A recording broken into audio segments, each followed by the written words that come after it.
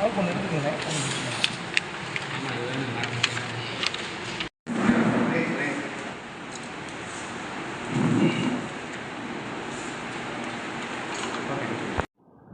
விவசாயிகள் பாதுகாப்பு சங்கத்தின் சார்பில் ஏற்பாடு செய்யப்பட்டுள்ள இந்த ஊடகவியலாளர் சந்திப்புக்கு வருகை தந்திருக்கக்கூடிய அனைத்து ஊடக உறவுகளுக்கும் சங்கத்தின் சார்பில் முதற்கண் வணக்கத்தை தெரிவித்துக் கொள்கிறோம். சங்கத்துடைய மாநில தலைவர் ஐயா சண்முக சுந்தரம் அவர்களும், நிறுவனர் ஈசன் முருகசாமி ஆகிய நான், அமைப்பு செயலாளர் அன்பிற்குரிய அண்ணன் நேதாஜி அவர்கள், மக்கள் சட்ட உரிமை இயக்கத்தினுடைய மாநில ஒருங்கிணைப்பாளர் அண்ணன் அண்ணாதுரை மற்றும் சங்கத்தினுடைய மாநில மாவட்ட ஒன்றிய நிர்வாகிகள் அனைவரும் நாங்கள் இங்கே கலந்திருக்கிறோம். வருகிற 2026 தமிழ்நாடு சட்டமன்ற தேர்தலில் தமிழ்நாட்டு விவசாயிகள் திமுகவை புறக்கணிக்க வேண்டும், திமுகவிற்கு வாக்களிக்கக்கூடாது, திமுகவை தோற்கடிக்க வேண்டும் என்கிற பரப்புரையை 36 காரணங்களை பட்டியலிட்டு நாங்கள் செய்து கொண்டிருக்கிறோம். திமுக 2021 தேர்தல் வாக்குறுதியில் விவசாயிகளுக்கு 83 வாக்குறுதிகளை கொடுத்துவிட்டு 10 வாக்குறுதிகளை மட்டுமே நிறைவேற்றிவிட்டு 73 வாக்குறுதிகள் நிறைவேற்றாத கட்சி திமுக. கொடுத்த வாக்குறுதி நிறைவேற்றாதோடு விவசாயிகள் சம்மதம் இல்லாமல் ஒரு அடி நிலத்தை கூட எடுக்க மாட்டேன்னு சொன்ன முதல்வர் மு க ஸ்டாலின் அவர்கள் தன்னுடைய 5 ஆண்டுகால ஆட்சி காலத்தில் 33 சிப்காட் திட்டங்கள் வாயிலாக 1,10,000 ஏக்கர் விவசாயிடமிருந்து நிலங்களை அடிமாட்டு விலைக்கு அபகரித்து கார்ப்பரேட் கம்பெனிக்கு கொடுத்திருக்கிறார்.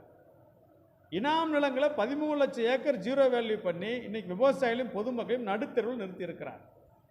ஒட்டுமொத்தமாக ஒரு சுதந்திர இந்தியாவுடைய 75 ஆண்டுகள வரலாற்றில் ஒரு மாபெரும் நில அபகரிப்பு அரசாக இந்த 2021-26 ஆண்ட ஸ்டாலின் தலைமையிலான திமுக அரசு விளங்கி வருகிறது. அது மட்டுமல்ல, நிலத்தை எடுக்க வேண்டாம் என போராடிய திருவண்ணாமலை மாவட்டம் மேல்மா சிப்காட் விவசாயிகள் மீது குண்டர் சட்டத்தில் கைது செஞ்சு சிறையில் அடைக்கிறாங்க. ஒரு விவசாயிகள் மீது குண்டர் சட்டத்தில் போட்ட முதல் அரசு இந்த திமுக அரசாகத்தான் இருக்கிறது. ஒரு 5000 லோடு கிராவல் மண் அள்ளி விற்கிறாங்க. அதை கேள்வி கேட்ட 20 விவசாயிகள் மீது வழக்கு, சிறை. இதை யாருன்னா ஏவாவில் கண்டிச்சு நிற்கிறோம், அங்கே விவசாயிகள் சிறைப்படுத்தப்படுறாங்க. கறிக்கோழி பண்ணை விவசாயிகள் கூலி உயர்வு கேட்டு போராடுறாங்க. கடந்த 2013, 2020 எல்லாம் கூலி உயர்வு கேட்டு போராடிய போது அன்றைய முதல்வர் அம்மையார் ஜெயலலிதா அவர்கள் அமைச்சர் தலைமையில் பேச்சுவார்த்தை, முத்தரப்பு பேச்சுவார்த்தை நடத்தி கூலி உயர்வு பெற்றுக் கொடுத்த சூழ்நிலையில் பேச்சுவார்த்தையை நடத்தாமல் 7 பொய் வழக்கு போட்டு கைது செய்து செயல் நடத்துறதுன்னா இந்த திமுக தான். நெல்லுக்கு 2500 ரூபா தரேன்னு சொல்லி போட்டு மத்திய அரசு உயர்த்தி கொடுத்ததையே வச்சு கடைசியில் 2026 கொடுத்தாச்சுன்னு சொல்லி அறிவித்து விவசாயிகளை ஏமாத்து இந்த திமுக தான். கரும்புக்கு டன்னுக்கு 4000 ரூபா தரேன்னு சொல்லி போட்டு தராமல் ஏமாத்து இந்த திமுக தான். ஆக ஒட்டுமொத்தமாக இவர்கள் விவசாயிகளை மிக தெளிவாக ஏமாற்றியிருக்கிறார்கள். 2026 தேர்தல் அறிக்கையும் விவசாயிகளுக்கு கடன் தள்ளுபடி தருவோம், விவசாயிகளோட பிரச்சனைகள் தீர்ப்புன்னு சொல்லி எந்த வாக்குறுதியுமே கொடுக்கல. அது வெற்று காகிதமாக இருக்கிறது. ஆக ஒட்டுமொத்தமாக தமிழ்நாட்டில் விவசாயிகள் புறக்கணிக்க வேண்டிய சக்தியாக திமுக இருக்கிறது.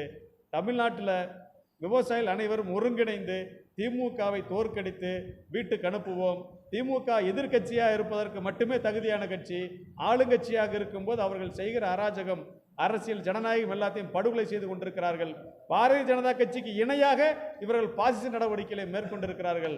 அங்கே மத்தியில் வந்துட்டு பாரதிய ஜனதா என்ன வேலை செய்தோ, விவசாயிகளுக்கு எதிராக எப்படிங்குதோ, தமிழ்நாட்டில் இவர்கள் அதே வேலையை செய்து கொண்டிருக்கிறார்கள்.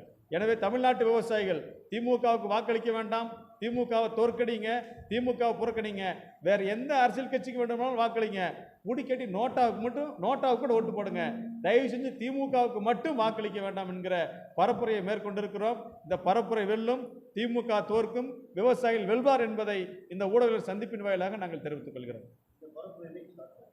ஐயா, இந்த பரப்புரை கடந்த 2 வாரங்களாக தமிழ்நாடு முழுவதும் எல்லா மாவட்டங்களும் நடந்து கொண்டிருக்கிறது. விவசாயிகள் இந்த நோட்டீஸ் அடித்து வீடு வீடாக போய் மக்களை சந்திச்சுட்டு இருக்கிறாங்க. ஊர் வாரிய கூட்டங்கள் நடக்குது. நாங்கள் மாவட்ட வாரிய கூட்டங்களையும் செய்தியாளர் சந்திப்புகளையும் நடத்தி கொண்டிருக்கிறோம்.